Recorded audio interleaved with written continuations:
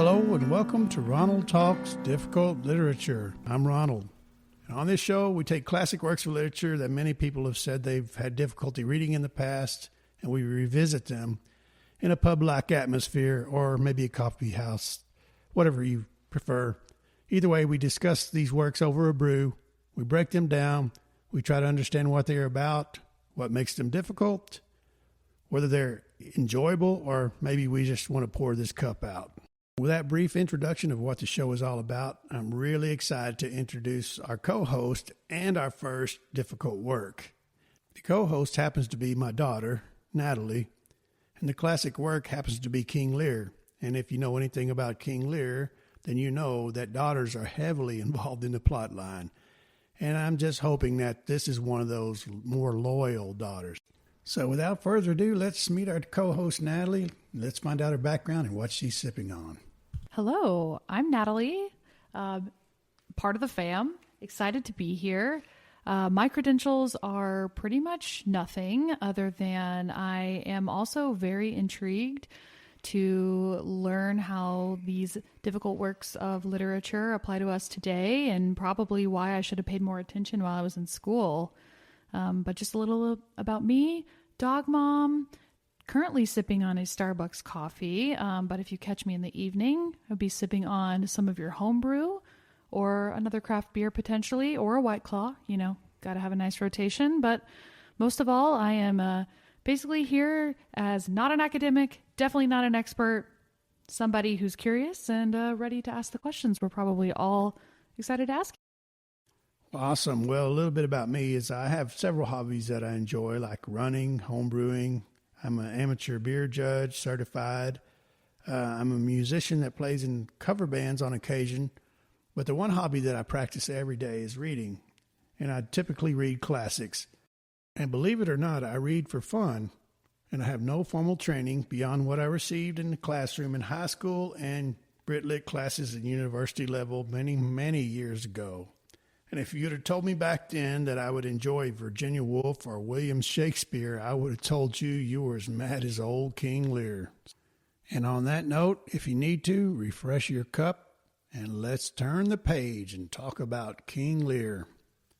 King Lear, the tragedy of King Lear, was written in about 1605 under the reign of King James I of England, or King James VI of Scotland, same person, which is not all that of an important detail, except that you should always consider when you're reading a Shakespeare play, especially a history play, that there are three time periods that really are at work. One is the actual time period when the action took place. King Lear was actually a pre-Roman Britain king that did divest his kingdom reportedly, and I could be wrong on some of this, so fact check me. And then there's the second time period, it's actually when the play is being acted or read, which in this time is Jacobean England in the 1600s, just after the reign of Elizabeth I. And then, of course, the time period that we're in right now, when we're reading, watching, or discussing the play. As I mentioned earlier, this play was written in around 1605, when Shakespeare was at the end of his career and definitely at the top of his game. And that, in and of itself, makes this play a little bit more complex than some of the other plays you might have read before. Shakespeare was juggling multiple plot lines in King Lear, and he packed his play full of symbolism, and so many things are happening it's hard to keep up, which can cause some difficulty in understanding the play, especially the first time through. I've read this play many times, and I still have to go back and reread an entire passage or consult an online resource just to find out what's going on with this play. And on that note, the language is difficult in this play. And it's okay to use Spark Notes or No Fear Shakespeare or whatever resource you can find to help you understand the language of the time. It's more important that we get the idea of the story that Shakespeare laid out for us.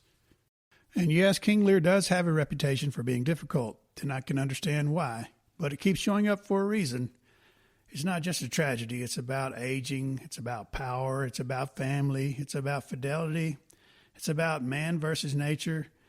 And it shows us what happens when we are stripped down to nothing and are forced to come to terms with our mortality and the decisions that we made along the way. This play has two major plot lines, the Lear plot line and the Gloucester plot line. Both involve a father that misjudges his children in terms of loyalty and fidelity. Lear has 3 daughters, Goneril, Regan, and Cordelia. Gloucester has 2 sons, Edgar, his legitimate son, and Edmund, his illegitimate son. That is to say, he was born out of wedlock. And I believe these terms, in fact, the term bastard is used for Edmund, which would have been the term of the day. And I believe that legitimate and illegitimate stand in for natural and unnatural, but we will get into that later. So just to emphasize, we have 2 plot lines, the King Lear plot line and the Earl of Gloucester plot line, both powerful men who make an error in judgment and are punished for it. This play has multiple characters. You have the king and his 3 daughters. The oldest 2 daughters are married to dukes. The youngest daughter, a major character in the play, Cordelia, is yet to be married but has 2 suitors at court at the beginning of the play. And then you also have the Earl of Gloucester and his 2 sons.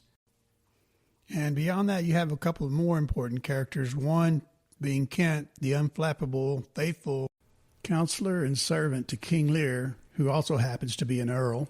And then you have Oswald, who's the primary servant for Lear's daughter, Goneril. And lastly, I should mention the 2 dukes, Albany and Cornwall, who are married to Regan and Goneril. So let's get to our guest host. Natalie, tell me what you know about King Lear.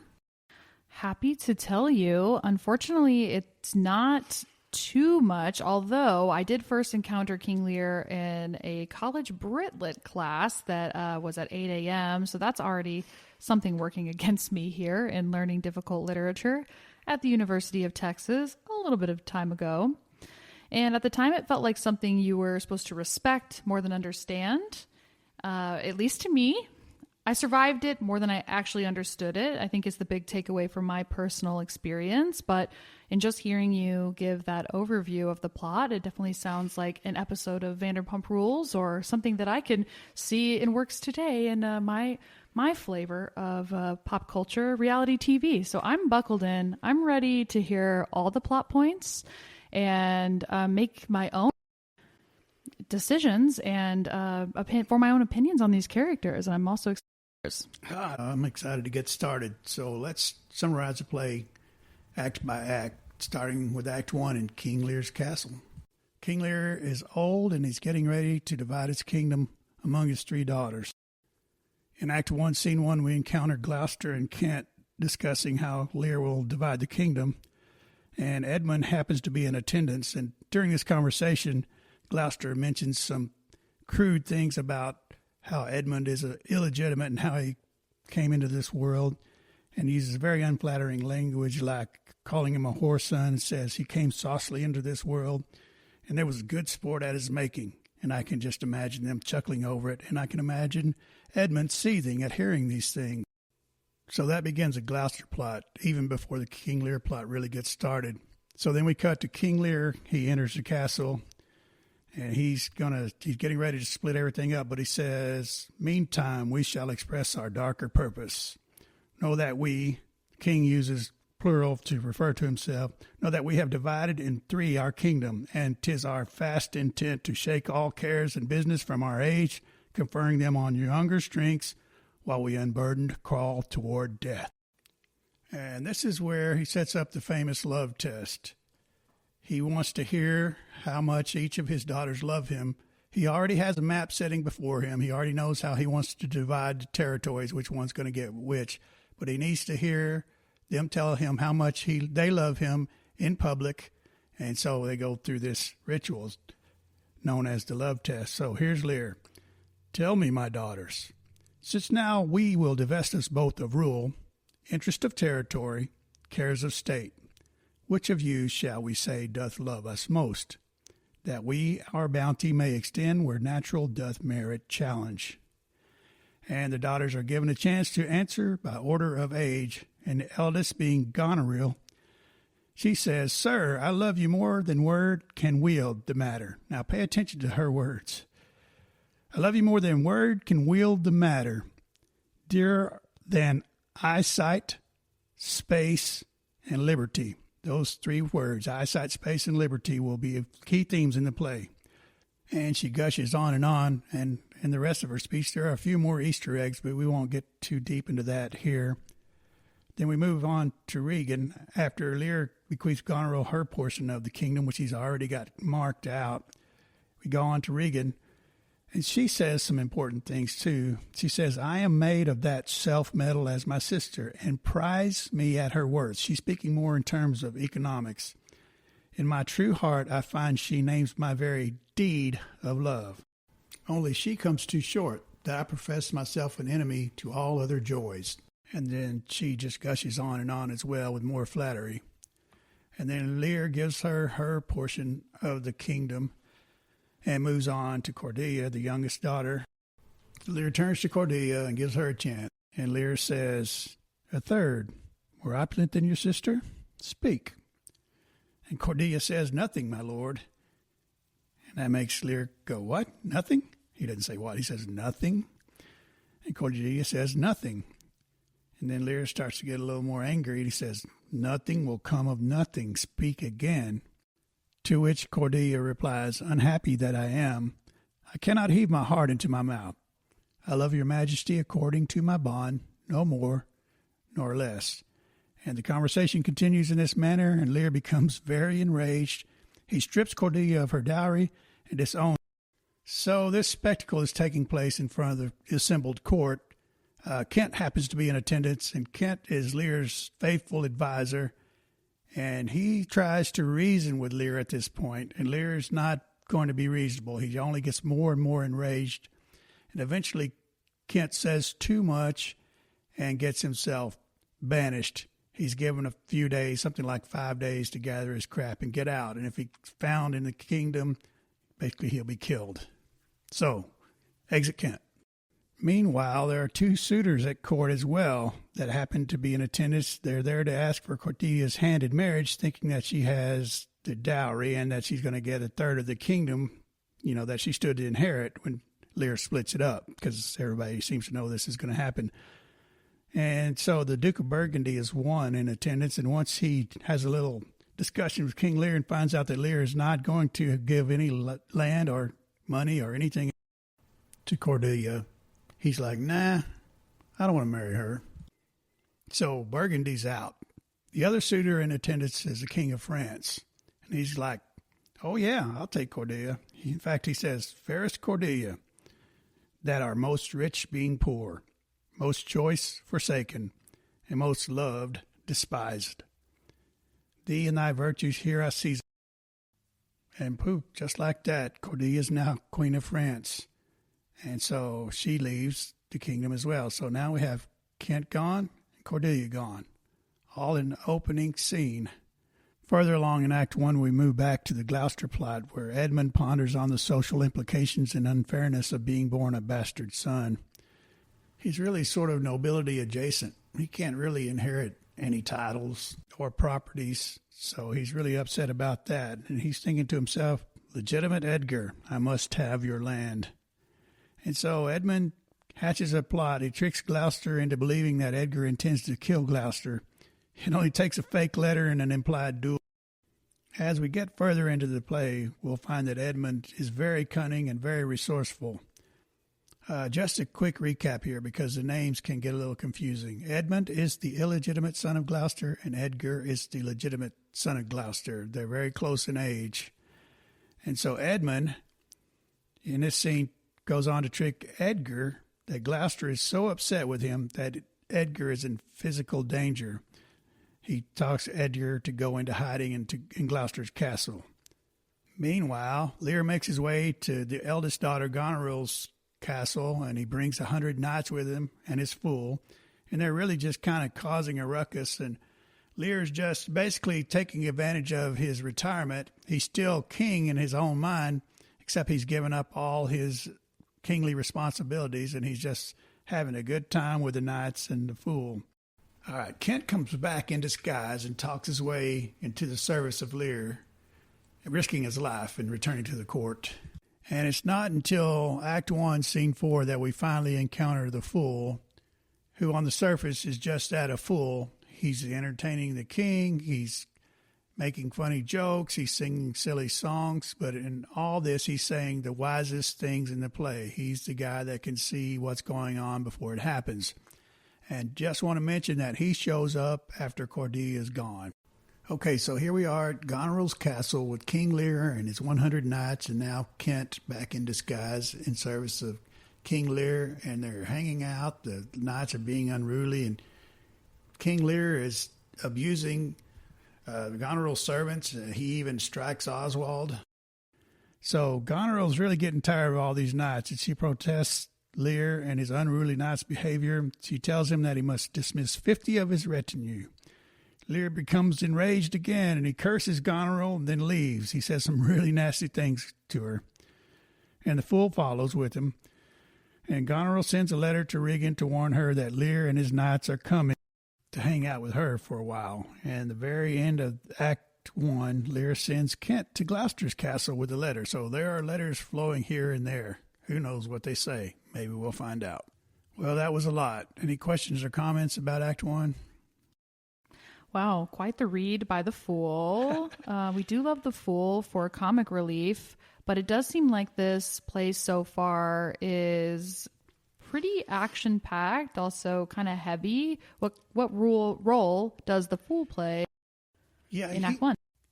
I think, Shakespeare uses the Fool. Number one, he's comic relief in a way, but not really in this play so much. He does sing the funny songs.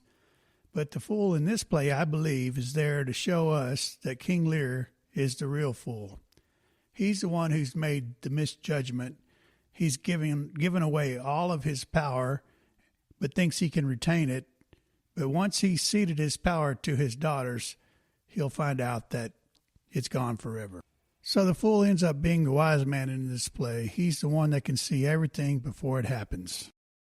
I'm sure the king doesn't listen to him. Or does he? No, not well.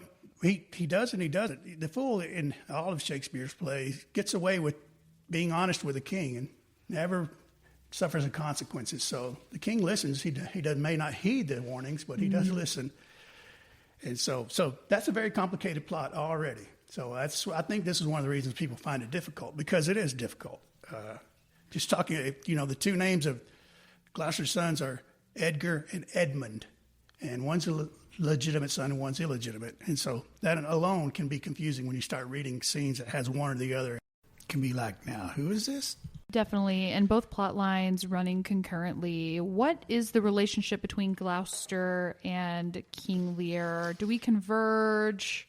We do. Okay, we're going to converge. So we diverge and then we converge again back in the wilderness. We've seen Kent exit the kingdom and come back. We've seen Cordelia exit the kingdom. And we will see also Edgar flee pretty soon in Act 2. And then we'll see many of the characters come back together in the wilderness, and then they'll kind of diverge again and then come back together in the final act. But I didn't answer your original question, which was what was the relationship between Gloucester, Kent, and King Lear.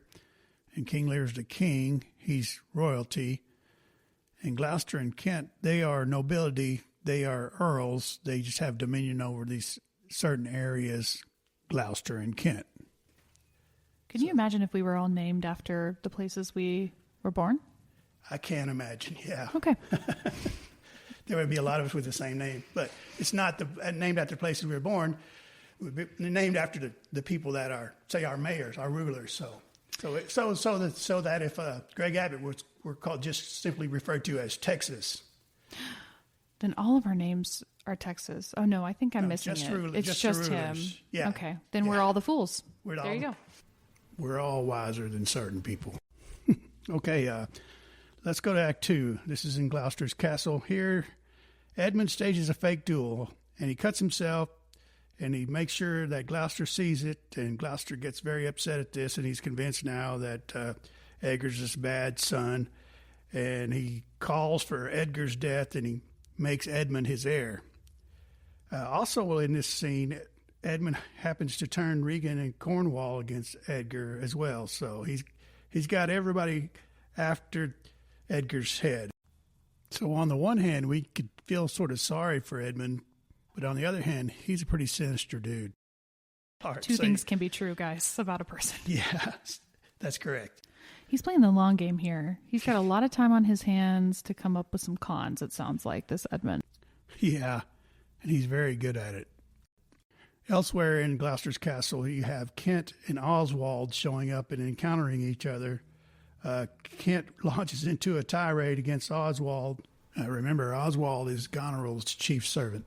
And he says one of the longest-winded curses I've ever heard in Shakespeare, and this is what Kent said. He calls him a knave, a rascal, an eater of broken meats, a base, proud, shallow, beggarly, three-suited, 100-pound, filthy worsted stocking knave, a lily-livered, action-taking, whoreson, glass-gazing, super-serviceable, finical rogue, one trunk inheriting slave, one that was to be bought in the way of good service, and at nothing but the composition of a knave, beggar, coward, pander, and the son and heir of a mongrel bitch, one who I will beat into whining if thou deniest the least syllable of thy addition.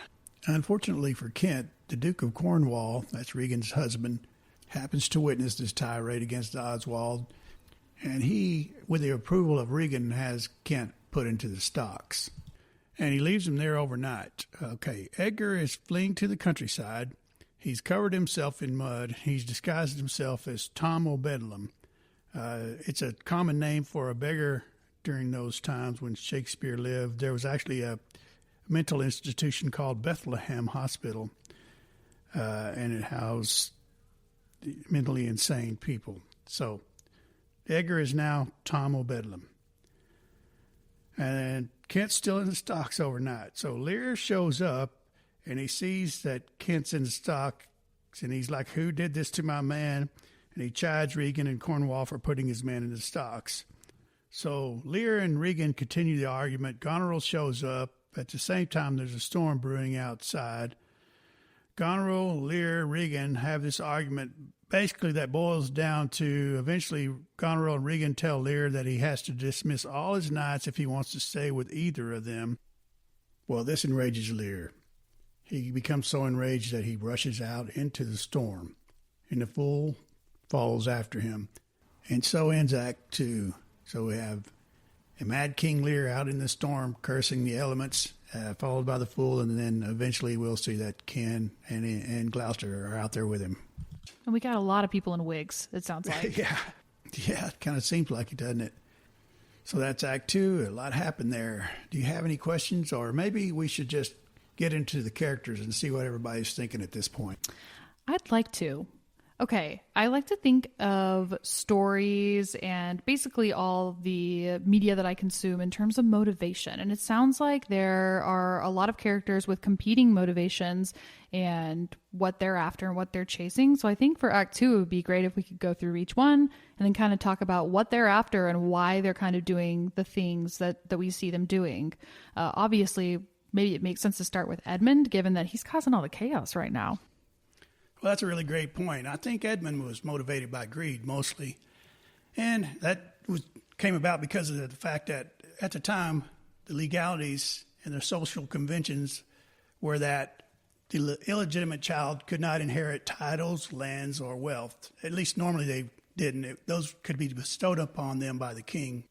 Okay, so for lack of a better term, it sounds like Edmund has quite the chip on his shoulder, and he's not just mad at Lear or Edgar. He's upset at the social dynamics or the legal dynamics. What's going on at the time that he can't really change it. It's not in his power at all, but he thinks what's in his power is getting rid of Edgar, which I don't think is going to go well, but no spoilies now. Well, let's just say that Edmund is up to hijinks for the rest of the play. Okay, awesome. So now that we know a little bit more about Edmund, I'd really like to dig into how Regan and Goneril are feeling at this time. They've been tricked that Edgar is the disorderly knight of Lear's, and so what is their motivation now? What is their relationship to their father, given that we know they kind of bent the truth a little bit about in the beginning when he wanted to know which one of his daughters loved him the most? I think at this point, they're just really over him. They've inherited each 1/3 of his kingdom. They have powerful husbands, and they're not really obligated to do much for him other than maybe give him basic needs. So I think that's their motivation.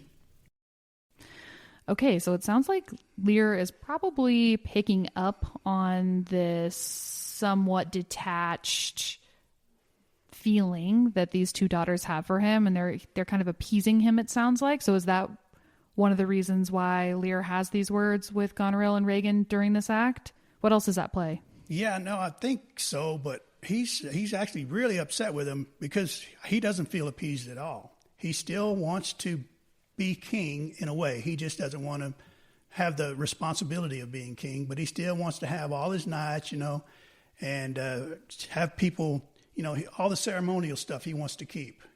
He doesn't really need the power as much because he feels all powerful anyway. Okay, awesome. So let's circle back to Kent because he's kind of been in the periphery, and he's actually in the periphery of this scene, it sounds like, when we have Lear cursing at the elements, which would love to hear some old-timey English cursing. I'm sure it's a lot different than how we curse today, but I'd like to know a little bit more about his motivations and when he's going to become involved, because it sounds like he doesn't want the king or Lear to get in his own way, but it seems like he's potentially, for lack of a better term, crashing out right now. So when does he get involved? Well, he gets involved from the beginning. I think he was involved even before the plays start. Kent truly cares about Lear. He's a very faithful servant, sort of like Sancho Panza and Don Quixote. He is concerned that Lear is going to do something very bad and get in trouble. So he's so concerned about Lear that he disguises himself and takes the risk of going back into the court, knowing that he could be killed, to protect Lear from himself.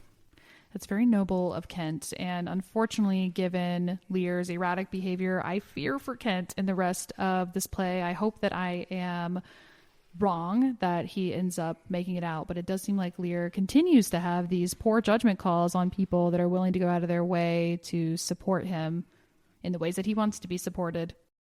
Yeah, that's a major theme of the play. Lear makes a couple of miscalculations that basically do him in. Is that a spoiler? But yeah, that's a really major theme of the play. Miscalculation that causes you trouble and later on. Ooh, and with that, let's go into Act 3. Okay, Act 3, we have Lear and the fool out in the storm. Kent quickly learns that Lear is out in the storm from a gentleman, and he hands this gentleman a purse and a ring stating, "If you shall see Cordelia, show her this ring." And then Kent goes out into the storm to seek Lear and try to assist him. And remember, Lear is in a rage when he leaves the castle, and he's in the storm, and now he's cursing the storm. And you would ask about what the cursing sounds like. Well, this is the way Lear curses the storm. He says, "Blow, winds, crack your cheeks, rage, blow your cataracts and hurricanos, spout till you have drenched our steeples, drown the cocks, you sulphurous and thought-executing fires, vaunt couriers of oak-cleaving thunderbolts, singe my white head, and thou all-shaking thunder, strike flat thee this rotundity of the world, crack nature's molds, all German spill at one, that makes ungrateful man." And to me, that's not so much as a curse as it is calling upon the gods for an apocalypse on humanity. And this is where Shakespeare shows us that nature doesn't really care about what we do.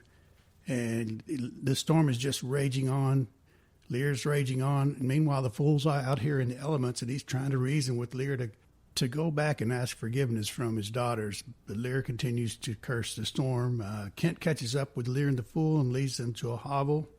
And it's at this point where we start to see a transformation in King Lear. We see his madness for sure, but he goes from a self-perceived equal footing with the gods to a self-acknowledged commiseration with the peasants. He's essentially stripped bare and has to reevaluate himself and his choices. And we'll explore that a little bit later in the act. Act 3 switches back and forth between the castle and the storm. So we're going back to the castle here where Gloucester confides in Edmund about a letter he's received implying that the French forces are going to come back and avenge King Lear. And this is an error in judgment for sure by Gloucester. It comes back to haunt him. He did not see the error of his ways. Pun intended. Sorry about that. So back in the storm, at the hovel entrance, we have Lear, the Fool, and Kent. They haven't gone in yet. It's still pelting rain, and Lear becomes introspective at this point, and he says, "Poor naked wretches, whosoe'er you are, that bide the pelting of this pitiless storm, how shall your houseless heads and unfed sides, your looped and windowed raggedness defend you from seasons such as these? Oh, I have taken too little care of this." And so Fool goes in first, and he encounters poor Tom and mistakes him for a ghost. It's just really Edgar in disguise. Wow, he really is crashing out. He's having a midlife, a late life crisis, it sounds like. Yeah.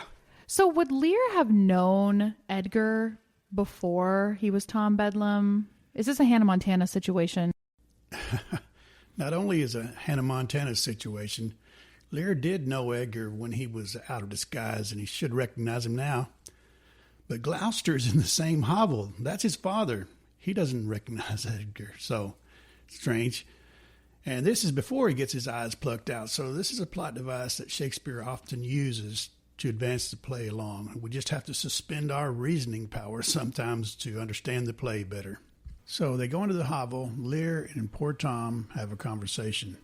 Lear is impressed with Tom. Tom is saying some pretty silly things or crazy things. It's kind of devilish things. But Lear seems to find some wisdom in poor Tom's words. And then Gloucester arrives on the scene. And remember that Gloucester is poor Tom, or Edgar's father. He doesn't recognize him here. But Gloucester tries to persuade Lear to go to a shelter where there is fire and food. Lear says he won't go without his philosopher, poor Tom. So Gloucester agrees to the arrangement. So we switch back to the castle, where Edmund tells Cornwall about Gloucester's decision to help Lear and about this incriminating letter that Gloucester received from France. Then back out into the storm, where Gloucester leads Lear and company to a shelter and leaves to find more provision. Here in the shelter, Lear stages a mock trial for his daughters, Regan and Goneril, and he's using Edgar, the Fool, and Kent as his justices. This is kind of a crazy scene, but it does tell a lot about where Lear is. He's still in his mad stages, and he's very mad in two ways. One, he's lost his mental facilities, and the other, he's very incensed. Gloucester comes back to the shelter to warn Lear that his life is in danger and urges Kent to rush Lear to Dover for protection. That's where Cordelia and the French army should be. So Lear, Kent, and the Fool leave the shelter. Edgar stays behind and soliloquies for a bit. He decides to drop the disguise as Tom of Bedlam, and then he exits. And we go back to the castle one last time, where Cornwall sends men to capture Gloucester. And they do, and they bring him back to the castle, and his own castle, by the way, and Regan plucks out his beard, and they interrogate him, and then Cornwall has him bound to a chair and forces out one of his eyes. And at this, one of the servants mortally wounds Cornwall while trying to save Gloucester's other eye. Regan kills this servant by running a sword through his back, and then she forces out Gloucester's other eye. This is what I remember from Britlit. This is all very shocking stuff. So let's just move quickly to Act 4, where the action picks up. And now we're out, it's the day after the storm, and Edgar's wandering the countryside, and he encounters Gloucester, who is also blindly wandering, led by an old man. And Edgar says to himself, "Who comes here? My father, poorly led." And there are a lot of great lines delivered in Act 4, so I'm going to spend a little more time on those. So Gloucester tells the old man to leave him. The old man replies, "You cannot see your way." To which Gloucester responds, "I have no way, therefore want no eyes. I stumbled when I saw." And he goes on to soliloquize, "Oh, dear son Edgar, the food of thy father's wrath, might I but live to see in my touch. I'd say I'd had eyes again." And the old man recognizes Edgar as Mad Tom. Edgar aside says, "And worse I may be yet. The worst is not so long as we can say, the worst is worst." Just a great line. And Gloucester also remembers poor Tom from last night's storm, and he says that he made him think of his own son, Edgar. So Edgar agrees to lead Gloucester to Dover. Edgar states the irony here: "'Tis the time's plague when madmen lead the blind." And that's a big theme of this play, madmen and blindness. And we move back to Goneril and Albany's castle, where Oswald enters and tells Goneril and Edmund that Albany is sympathetic to Lear and Gloucester. Goneril sends Edmund to alert Cornwall, not knowing that he's already dead. Albany enters and chides Goneril for her ill treatment of Lear, saying that wisdom and goodness to the vile seem vile. Goneril chides Albany for being a milk-livered man and goes on to say that France threatens his own land. And she says, "Whilst thou, a moral fool, sit still and cries, alack, why does he so?" And the argument continues, and a messenger enters and interrupts the argument with the news that Cornwall's dead, slain by his servant going to put out the other eye of Gloucester. And later in the same scene, Albany learns that Edmund was in collusion with Regan and Cornwall, and he vows to revenge thine eyes. And as I mentioned, a lot happens in scene 4. So we switch back now to Dover, where Cordelia and the French army are camped. And Kent and gentlemen discuss Lear, who is in Dover, but he's too ashamed to face Cordelia because of his actions earlier in Act 1. So he's kind of coming to his senses a bit. Cordelia sends a search party after Lear as the British army approaches. So later in this scene, we hear more about Edmund, and it seems he's been working his magic behind the scenes, and he's contracted to both older sisters. Regan has designs on Edmund and asks Oswald to dissuade Goneril from pursuing Edmund. And so that plot line's also in the background. So several rapid-fire things take place at the end of Act 4, but the biggest event in Act 4 is the cliff trick, where Edgar leads Gloucester to the edge of the cliff and tricks him into thinking that he jumped and miraculously landed safely on the beach below, where Edgar continues the ruse, pretending to be a peasant and witness the fall. Gloucester, he doesn't suspect a thing. So Edgar and Gloucester continue on. They encounter Lear, and they have a brief discussion about human follies. And then Cordelia's men are coming after Lear, and he flees. And then this is where Oswald appears. Lear's fleeing. Edgar and Gloucester are here. Oswald appears, and he tries to kill Gloucester. And Edgar's like, hell no, and kills Oswald, then finds a letter on his body from Goneril to Edmund, plotting Albany's death. So lots of action, and we've got one more thing to wrap up here in this scene. Lear is finally sleeping in Cordelia's camp, and he's under a doctor's care. Cordelia recognizes the disguised Kent, who asks her not to give up his identity just yet. Kent tells her of Lear's trials and tribulations at the hands of the sisters and at the hands of nature.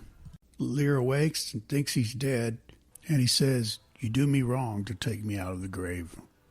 He slowly comes around into consciousness and realizes that he has treated Cordelia unfairly. Expecting her to hold a grudge, he offers to drink poison as punishment, saying, "If you have poison for me, I will drink it. I know you do not love me, for your sisters have, as I do remember, done me wrong. You have some cause. They have not." And Cordelia replies, "No cause." And so then at the end of Act 4, the battle between France and Britain is imminent. So lots of stuff happened. What do you think? Wow, so Act 4 is where we really start to see some of the core themes emerge that these two patriarchal characters have misjudged those around them, their own flesh and blood, and that right under their noses, there are two characters trying to help them, one of them being Edgar accompanying Gloucester to Dover, and then also Cordelia, who is sending soldiers to actually help Lear. But what is Lear feeling in this moment? Well, he's still slightly mad, not angry, but more just confused. But he's beginning to come around to his senses in this stripped-down, broken state that he's in, and he begins to realize that he has wronged Cordelia, which is why he runs away in the first place. So this cliff jump trick, that's pretty clever of Edgar / Tom O'Bedlam. Tell us a little bit more about that, and when Edgar really catches on that Gloucester's about to do something bad and that he doesn't want him to do because that's his dad. Yeah, again, with the plot device of trickery, this one is a little hard to swallow, as they all are. But so what happens is Edgar starts to realize that Gloucester's out to do himself in the very beginning of Act 4, when Gloucester says, I stumbled when I saw. And so that's when Edgar becomes a little concerned. And in this trek to Dover, he becomes more concerned. And then he finally realizes that he's about to try to jump off the cliff and stops him before he does by trickery. But what a lovely little moment, father-son moment there.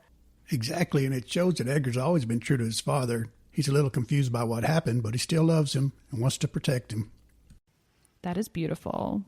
And hopefully there's a few other beautiful moments as we wrap the play. But another element of Act 4 that I wanted to cover is this letter found in Oswald's clothing that is damning Edmund, Regan, and Goneril, and what that's supposed to foreshadow for us in Act 5. Well, Albany doesn't know of the contents of the letter until the beginning of Act 5, but what the letter does, it just segues us into Act 5. And this letter is simply a letter from Goneril to Edmund plotting Albany's death, which sets up the action in Act 5. So without further ado, let's just get right into that. Okay, Act 5. A lot happens here. Everything gets wrapped up, of course. But if you know Shakespeare tragedies, you know that several people are going to die. So let's just get into that. Let's start with Scene 1 when Edmund and Regan are hanging out in the camp near Dover. And Regan asks him point blank if he has ever, quote, found my brother's way to the forfeited place. Edmund deflects the implication that he is sleeping with Goneril and Regan tells Edmund to be not familiar with her as a pensive Goneril enters concern that Regan might be seducing Edmund. And then, of course, Albany enters with her, and they discuss their intentions to join forces to protect England. That is to say that Albany and Edmund will join forces to protect England from France. And here we get another disguise from Edgar. He comes in disguised as a peasant, and he slips a letter to Albany and tells him that he can produce a champion to validate the contents. Also, meanwhile, double contracted Edmund, he's contracted to both sisters, Regan and Goneril. He contemplates which sister he will marry and how he will dispatch of Cordelia and Lear when the battle is won. So that's the first scene. Scene 2 is a very short scene, and Scene 3 is going to be long. So Scene 2, it's in a relatively short scene, Cordelia's army is defeated. Basically, the whole scene begins with Edgar leaving his father by the tree, probably to observe the battle. Then in the next line, he comes back and he tells Gloucester to flee because the French army has lost and Lear and Cordelia have been taken prisoner. And that's the way a lot of battles go in Shakespeare. You know that they're about to happen, and somebody comes back and says they're over. So the French are defeated. But there is one good line at the end of the scene, I believe, and it's delivered by Edgar. He says, he's talking to Gloucester, who goes back by the tree. He says, what? In ill thoughts again? Men must endure their going hence, even as their coming hither. Ripeness is all. Come. And Gloucester, this is his last line of the play, at least in the folio edition. Gloucester says, and that's true too. And that's really the last we hear from Gloucester in this edition. So this brings us to the final scene where many things are happening. And notice no one has died yet. So, well, actually we believe Gloucester died right there by that tree, but I've never found evidence of that. So this is the final scene of the play. Lots of death happens quickly. The scene opens in drum and colors with Edmund, who had been leading the British army and his soldiers with the captured Lear and Cordelia. Edmund gives orders to send them to prison and gives instructions to have them killed. Albany doesn't know about these instructions yet. And Cordelia suggests that she and Lear see the daughters and sisters. And Lear replies, no, no, no, no. Come, let's away to prison. We two alone will sing like birds in the cage. And then he goes on to say, and we'll wear out in a walled prison, packs and sects of great ones that ebbs and flows by the moon. And so they go off to prison. To go back, and we're in a scene with Goneril and Regan are arguing over Edmund. And very distressed, Goneril poisons Regan. Regan doesn't know it yet. And then Albany comes in. He's charging Edmund with treason. He calls for the trumpet, which Edgar, in disguise, had told him to sound. He's going to validate the contents of the letter that he slipped Albany. And so Edgar answers the trumpet in disguise. This time he's got a helmet on, and he accuses Edmund of being a traitor.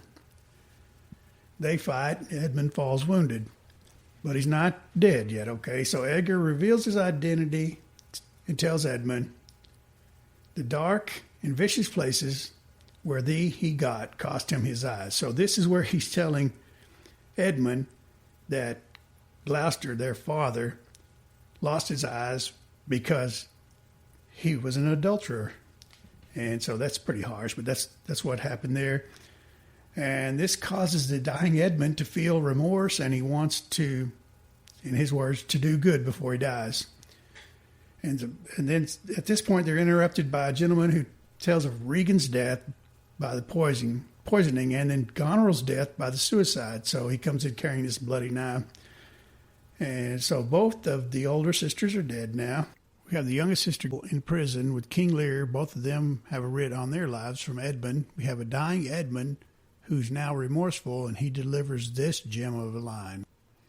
I was contracted to them both.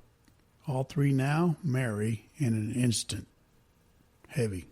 And then he tells everyone that he has called for the death of Lear and Cordelia and asked them to rush to the castle and call it off. But of course it's too late. Lear enters carrying a limp, lifeless Cordelia. At this, Lear goes through a short stage of denial. Then he realizes she's dead, and he wails over her lifeless body. And he says at one time, my poor fool hanged. And I mention this because there are varying interpretations of this line, but you notice that you never see the fool and Cordelia in the same scene. When Cordelia goes away, the fool shows up, and before she comes back again in the play, he's gone. So do with that what you will. But Lear finally dies, basically of a broken heart. So in this final scene, Gloucester's illegitimate son dies along with Lear and all three of his daughters. Only Edgar, Kent, and Albany are left. This makes Albany the sovereign, and he offers Kent and Edgar rule, but both decline the offer. So this is how the folio edition ends with Edgar. He says, the weight of this sad time we must obey, speak what we feel, not what we ought to say. The oldest has borne most, and we that are so young shall never see so much or live so long. And there ends the tragedy of King Lear. I hope the mic can catch the sound of clapping, because that's amazing. We covered King Lear. Yay! That was a tough one. So it sounds like there are a lot of clear themes throughout this work.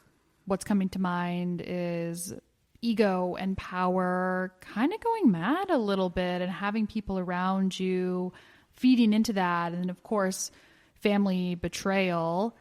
I'd love to understand from your perspective as someone who appreciates this work, what themes really resonate, what the modern reader should take from this, and ultimately, when you go into thinking about King Lear, whether it's for a test, assignment, or just simply because you want to read up on Shakespeare, what kinds of things they should be looking for.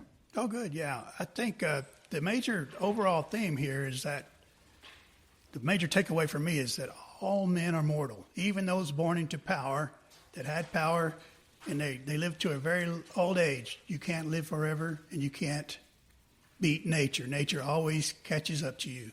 So that's a big overall theme. And then there's the themes of, there's a recurring theme of being blind. And I think that's, Lear's guilty of that. But the blindness theme comes through with Gloucester. And he even says, after his eyes are taken out, and I believe the servants are healing, or, cleaning his wounds, and they were lamenting his loss of sight, he said, well, when I was blind, I stumbled. He realized that he misjudged things because really of his pride too. So that's a theme. And then theme about we are nothing. It's a continuation of the theme that nature is really in control. And King Lear uses the term nothing over and over. When Cordelia tries to answer the love test, she says nothing at first. And then King Lear responds and says nothing can come of nothing. So that's an overall theme. And then there's just the familial duties and, human nature. Some of us value each other in our relationships, and some people don't care about it. And so all those things are going on. Okay, so did we like to play? Was it worth reading? I mean, honestly, I love to play, or we wouldn't be having this podcast, and certainly wouldn't have chosen it for the first podcast. But it's definitely worth reading. I think there are a lot of pop culture references based on this play, so somebody must like it. What do you think, Natalie?